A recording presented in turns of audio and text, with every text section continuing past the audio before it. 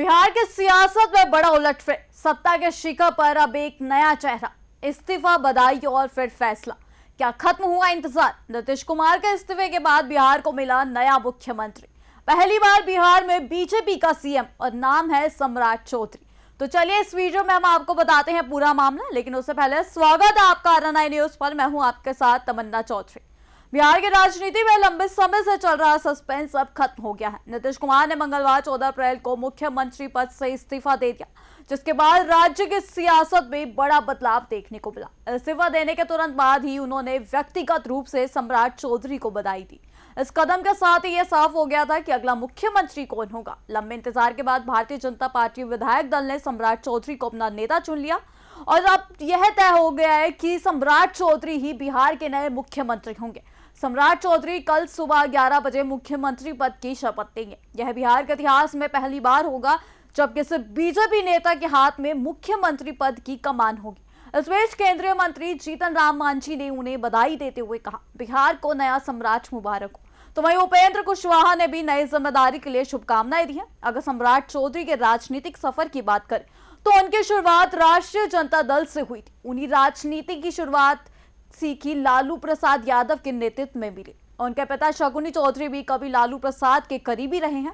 सम्राट चौधरी ने 1990 के दशक में अपनी सियासी पारी शुरू की और 1999 में रबड़ी देवी की सरकार में मंत्री भी बनी। करीब 2 दशकों तक आरजेडी में रहने के बाद उन्होंने 2014 में जनता दल यूनाइटेड का रुख किया और फिर 2017 के आसपास भारतीय जनता पार्टी में शामिल हो गए। इसके बाद उनका सियासी कद लगातार बढ़ता गया, विधान परिषद से लेकर मंत्री पद तक, और फिर 2023 में उन्हें बिहार बीजेपी का प्रदेश अध्यक्ष बनाया गया। 2020 के विधानसभा चुनावों में एनडीए की जीत के बाद वे सरकार में मंत्री बने और अब मुख्यमंत्री पद तक पहुंच गए हैं। हम लोगों के मार्गदर्शक और लगातार संगठन की चिंता जो करते रहते हैं आदरणीय BL संतोष जी, प्रदेश में लगातार संगठन को मजबूत करने का काम भारतीय जनता पार्टी के प्रदेश के अध्यक्ष संजय सरावगी जी, इस मंच पर उपस्थित प्रदेश के संगठन के प्रभारी और लगातार संगठन को मजबूत करने का काम कर रहे आदरणीय विनोद तावड़े जी, सह प्रभारी आदरणीय दीपक प्रकाश जी, और इस मंच के सामने उपस्थित हमारे सभी वरिष्ठ नेतागण, केंद्र सरकार के सभी मंत्रीगण, यहाँ पर उपस्थित सभी माननीय सांसदगण, माननीय विधायकगण, कोर कमेटी के सभी सदस्यगण, विधान परिषद के सभी सदस्यगण, माननीय विधायकगण। आज साथियों, ये मेरे लिए जीवन में भारतीय जनता पार्टी ने जितना काम करने का मौका दिया, मैं ये कह सकता हूं कि एक राजनीतिक कार्यकर्ता के तौर पर लगभग 30 साल से काम कर रहा हूं, लेकिन पहले कोई विचारधारा नहीं था साथियों। मैं इस पार्टी में जब आदरणीय प्रधानमंत्री जी के विचारों से इस पार्टी के साथ जुड़ा, आदरणीय कैलाश जी के साथ भी कुछ समय तक के लिए काम किया था। मैं 2015 के चुनाव से लगातार भारतीय जनता पार्टी के लिए काम करता रहा और जिस तरह कभी पार्टी के प्रदेश में पदाधिकारी के तौर पर, विधानमंडल दल में विधान परिषद के नेता के तौर पर और संगठन में काम करने का जो सर्वोच्च पद है, पार्टी के प्रदेश अध्यक्ष के तौर पर काम करने का मौका दिया।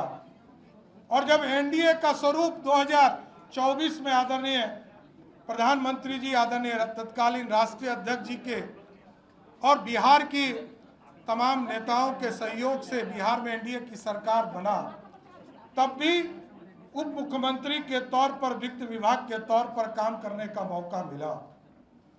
फिर 2025 में बिहार की जनता ने 202 सीटें देकर आदरणीय मोदी जी और नीतीश जी के विचारधारा को जिताने का काम किया। तब भी बिहार में एक मजबूत सरकार बनाने का जो जनता ने मैंडेट दिया था, बिहार में उप मुख्यमंत्री और गृह मंत्री के तौर पर काम करने का मौका दिया। आज मैं आदरणीय प्रधानमंत्री जी को, आदरणीय गृह मंत्री जी को, आदरणीय राष्ट्रीय अध्यक्ष जी को, आदरणीय संगठन महामंत्री बीएल संतोष जी को, शिवराज सिंह चौहान जी को, हमारे पार्टी के अध्यक्ष संजय सरावगी जी को जरूर आश्वस्त करता हूं कि जो विचारधारा है, भारतीय जनता पार्टी के लिए जो विचारधारा है, भारत को सबसे पहले सबसे श्रेष्ठ मानने का और पार्टी को सबसे आगे खड़ा करने का, उस काम को लगातार हम करते रहेंगे, इतना जरूर आश्वस्त करते हैं। और आदरणीय नीतीश कुमार जी ने बहुत चीजें सिखाया है, कैसे सरकार चलाया जाता है, कैसे बिहार में सुशासन स्थापित होगा, बिहार के लोकतंत्र के लिए क्या ठीक है। मैं तमाम लोगों को जरूर आश्वस्त करता हूं कि बिहार के लोकतंत्र के लिए, बिहार के विकास के लिए, बिहार की समृद्धि के लिए, जिस तरह आदरणीय प्रधानमंत्री जी ने विकसित भारत का सपना देखा है, 2047 में भारत विकसित हो, और बिहार के मुख्यमंत्री तत्काल आज के मुख्यमंत्री नीतीश कुमार जी ने जिस तरह समृद्ध बिहार का सपना देखा है, हम तमाम भाई मिलकर इस बिहार को भी समृद्ध बनाएंगे और देश को भी विकसित बनाने का काम करेंगे। इसलिए संगठन को और मजबूत करना है, सरकार का सुशासन सभी जाति धर्मों से उठकर नीचे तक पहुंचाना, पिछड़े हो, अति पिछड़े हो, दलित समाज हो, महादलित समाज हो, स्वर्ण समाज के गरीब हो, सभी के बीच में जो लगातार सबका साथ सबके विकास का सपना प्रधानमंत्री जी ने देखा है, उस सपने को साकार करना है। इसलिए मैं फिर से आदरणीय प्रधानमंत्री नरेंद्र मोदी जी को, आदरणीय गृह मंत्री अमित शाह जी को, आदरणीय राष्ट्रीय अध्यक्ष नितिन नवीन जी को, आदरणीय केंद्रीय पर्यवेक्षक आदरणीय शिवराज सिंह चौहान जी को, और आदरणीय हमारे संगठन के लगातार मजबूती के लिए चिंता करने वाले आदरणीय बीएल संतोष जी को, विनोद तावड़े जी को, संजय सरावगी जी को, और हमारे सपरिवारी दीपक प्रकाश जी, और यहाँ पर बैठे तमाम हमारे जो नेतृत्व करता है और गांव-गांव बूथ तक जो कार्य करता है, सबको मैं फिर से प्रणाम करते हुए उनके आशीर्वाद से बिहार को और आगे ले जाने का काम करेंगे। बहुत बहुत धन्यवाद। तो बिहार की राजनीति में एक नया अध्याय शुरू हो चुका है, जहां पहली बार बीजेपी का मुख्यमंत्री राज्य की कमान संभालेगा। क्या सम्राट चौधरी इस नई जिम्मेदारी पर खरे उतर पाएंगे, और क्या बिहार की सियासत में यह बदलाव स्थायी साबित होगा? इन सभी सवालों के जवाब मिलेंगे आने वाले दिनों में। फिलहाल नजर टिकी है शपथ ग्रहण समारोह पर। तब तक के लिए बने रहिए RNI न्यूज के साथ।